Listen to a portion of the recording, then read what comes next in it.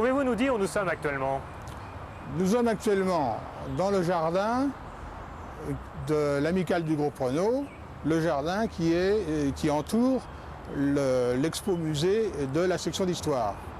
Près de moi, il y a le buste de Marcel Renault. Ce buste a toute une histoire.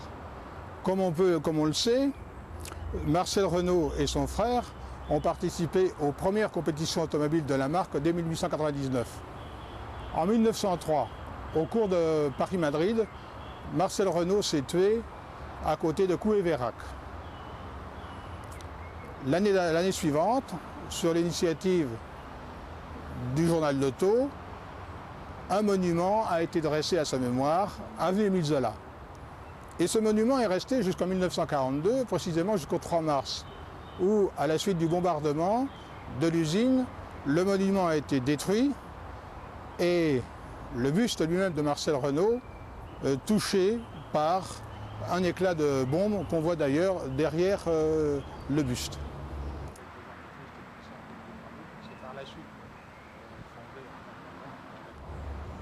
Dès après le bombardement, Louis Renault a transporté le buste de son frère dans son hôtel particulier de l'avenue Foch. Et c'est là que dans les années 80, à la suite du don fait par la famille Renault des archives à la section d'histoire, nous avons retrouvé dans une cave, enfermé dans une caisse en bois, le buste de Marcel Renault. Et c'est à la suite de cette découverte que nous avons décidé de l'ériger dans ces jardins.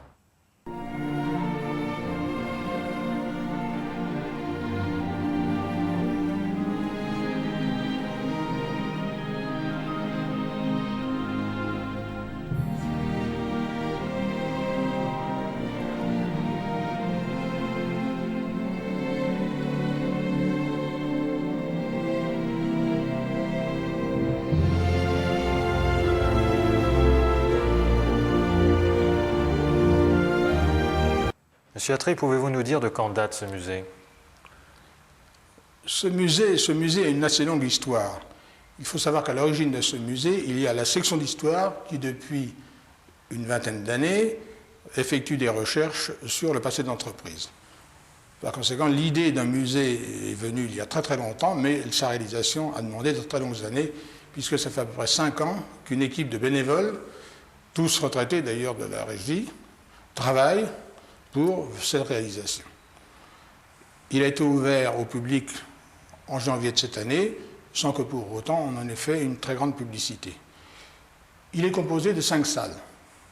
La salle, et qui toutes d'ailleurs portent le nom d'une personne qui a laissé une trace dans l'histoire de l'entreprise. La première salle, c'est la salle Pierre Le Faucheux, du nom du premier PDG de Renault nationalisé. Et dans cette salle, on expose des thèmes de l'entreprise depuis sa naissance, c'est-à-dire à l'origine de l'entreprise, c'est Louis Renault, sa voiturette et son atelier.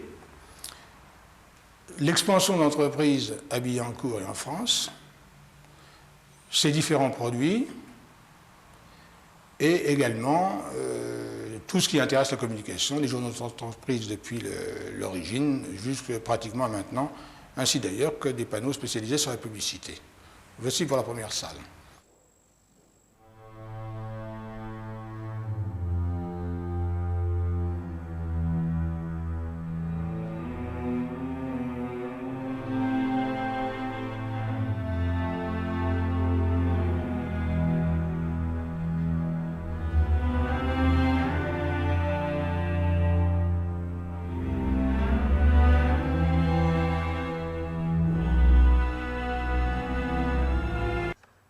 Sur la salle François VI étant le coureur de la marque qui a gagné le Grand Prix de la Sarthe en 1906, c'est la salle qui est réservée à la compétition.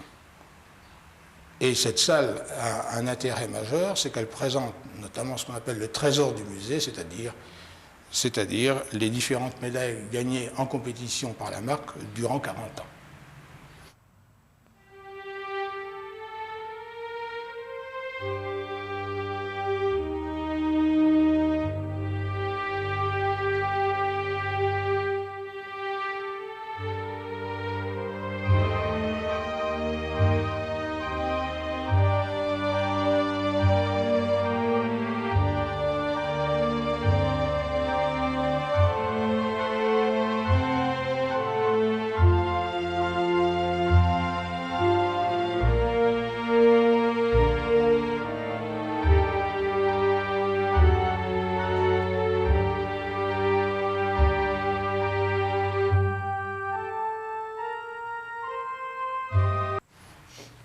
Comme troisième salle, il y a la salle Louis Renault, qui est totalement consacrée au créateur de l'entreprise.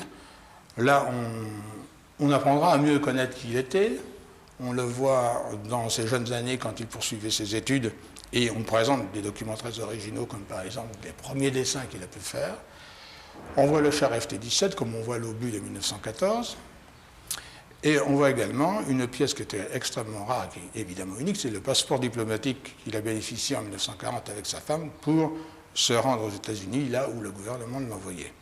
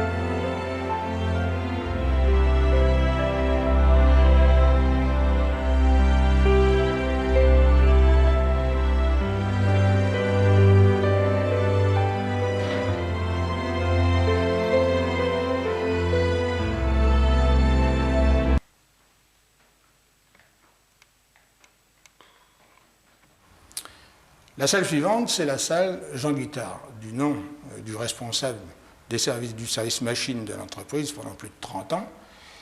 Et ce qui fait le caractère de cette salle, ce sont toutes les maquettes qu'on y voit, dont la plupart ont été faites par les élèves de l'école d'apprentissage bien avant la guerre.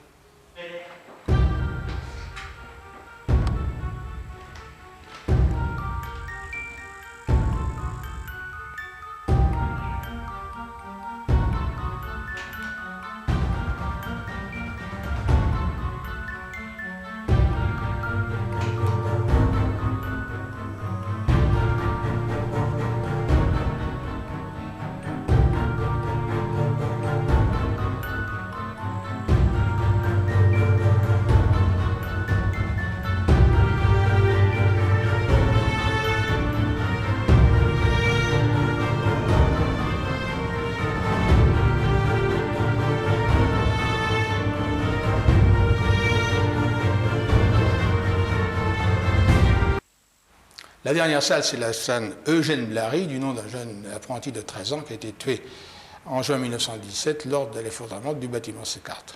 Cette salle est consacrée à l'homme dans l'entreprise et notamment à tous les problèmes de relations syndicales ou autres.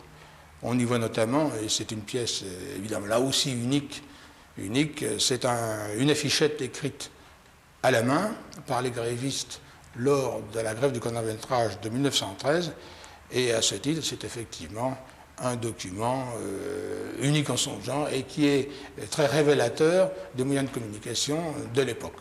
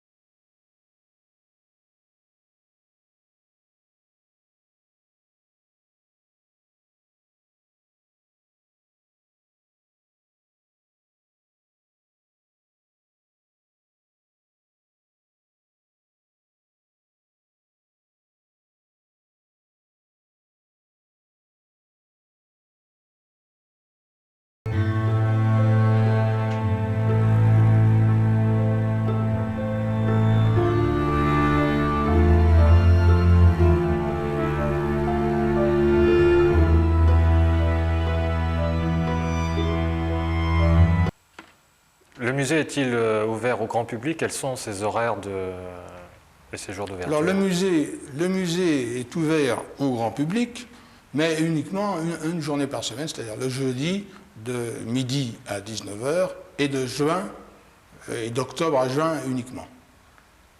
Et si ces heures d'ouverture ne sont pas plus larges, ça tient exclusivement au fait, encore une fois, que tout ce qui se fait ici se fait grâce au travail bénévole d'anciens membres du personnel de la régie.